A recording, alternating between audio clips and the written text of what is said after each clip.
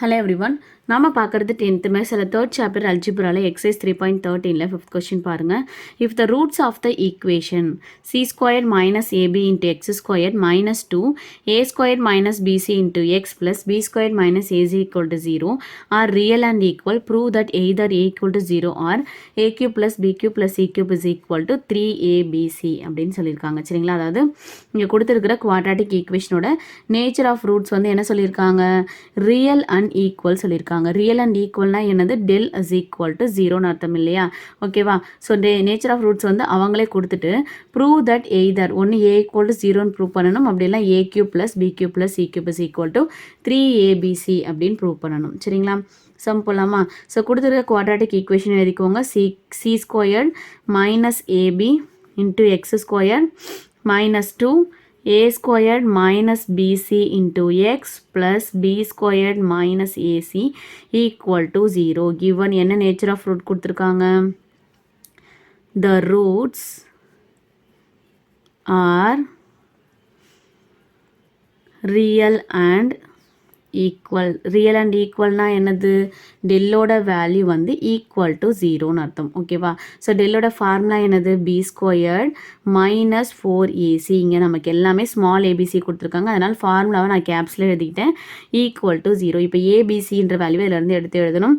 Capital a is equal to x ஸ்கொயரோட coefficient, capital பினா எக்ஸோட கோஎஃபிஷியன்ட், கேபிட்டல் சி வந்து கான்ஸ்டன்ட். ஓகேவா? ஏவோட வேல்யூ என்னது? சி ஸ்கொயர் மைனஸ் ஏபி, பியோட value minus 2 into a square minus b c, சியோட value b square minus a c. இப்போ எடுத்துகிட்டு வந்து ஃபார்முலாவில் அப்ளை பண்ணிடலாம். இப்போது b square minus 2 a square minus b c whole square minus 4ac.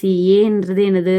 C square minus a b, சின்றது B squared minus a c equal to 0. இப்போ என்ன பண்ணுறேன்? இந்த ஸ்கொயர்டை உள்ளே கொண்டு வந்துடுறேன். ஸோ இப்போ மைனஸ் ஸ்கொயர் பண்ணும்போது மைனஸ் இன்ட்டு மைனஸ் ப்ளஸ் ஆகிடும். 2 ஸ்கொயர் பண்ணால் நமக்கு 4 கிடைக்கும். அடுத்தது ரிமைனிங் என்ன இருக்குது? ஏ ஸ்கொயர்ட் மைனஸ் பிசி இருக்குது இல்லையா? ஸோ அப்போ a squared minus b c whole squared minus 4. இப்போ என்ன பண்ணுறேன்னா இந்த சி ஸ்கொயர்டை இந்த ரெண்டையும் மல்டிப்ளை பண்ணிடுறேன். அடுத்தது மைனஸ் ஏபியை கொண்டு போய் ரெண்டையும் மல்டிப்ளை பண்ணுறேன். ஃபஸ்ட்டு இதை மல்டிப்ளை பண்ணிடுறேன், அதுக்கப்புறம் இதை மல்டிப்ளை பண்ணுறேன். ஓகேவா? ஸோ ஃபஸ்ட்டு சி ஸ்கொயர்டை மல்டிப்ளை பண்ணுங்கள். C squared B squared minus C squared minus AC, அப்போ மைனஸ் சி கியூப் ஏ. அடுத்தது இது minus A B cube minus into minus plus A squared PC equal to 0. ஓகேவா? இப்போ என்ன பண்ணுறேன்னா இதில் 4ன்றது வந்து காமனாக இருக்குது, அதை வெளியே எடுத்துடுறேன். 4 வெளியே எடுத்தேன்னா ரிமைனிங் என்னது? A squared minus b c whole squared minus இந்த மைனஸை உள்ளே கொண்டு போயிடுங்க. இப்போது minus C squared B squared minus into minus plus C cube a plus minus into minus plus a b cube plus into minus minus a squared bc equal to 0. இப்போ என்ன பண்ணுறேன்? இங்கே 4 வேல்யூ இருக்குது. இந்த 4 வேல்யூவை என்ன பண்ணுறேன்னா அந்த சைட் கொண்டு போயிடுறேன். கொண்டு போனால் 0 டிவைடட் பை 4ன்றது நமக்கு 0 ஆகிடும். அப்படி இல்லைன்னா டிவைடட் பை 4 போட்டுக்கலாம். ஸோ டிவைடட் பை 4 போத் சைட்ஸ்ன்னு போட்டுக்கலாம். Both sides. அப்போ என்ன ஆகும்? இந்த 4 வந்து நமக்கு கேன்சல் ஆகிடும். ஓகேவா? கேன்சல் ஆகிடும். இங்கே 0 டிவைட் பை 4 வந்து 0 தான் ஆகிடும். சரியா? அப்போது 4 போடும்போது என்ன ஆகும்? இது கேன்சல் ஆகிடும். ரிமைனிங் என்ன இருக்கும்?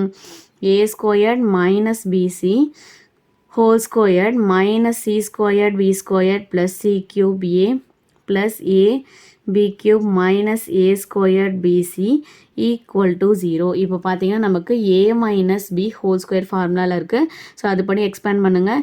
ஏ square plus b square minus 2ab minus C squared b square, இது அப்படியே எழுதிக்கோங்க, plus C cube A plus AB cube minus A squared PC equal to 0. இப்போ இந்த ஸ்கொயர்டை உள்ளே கொண்டு போனீங்கன்னா ஏ பவர் 4, இதை உள்ளே கொண்டு போனீங்கன்னா B squared C squared minus 2a squared BC minus C squared B squared plus C cube A plus AB cube minus A squared PC equal to 0.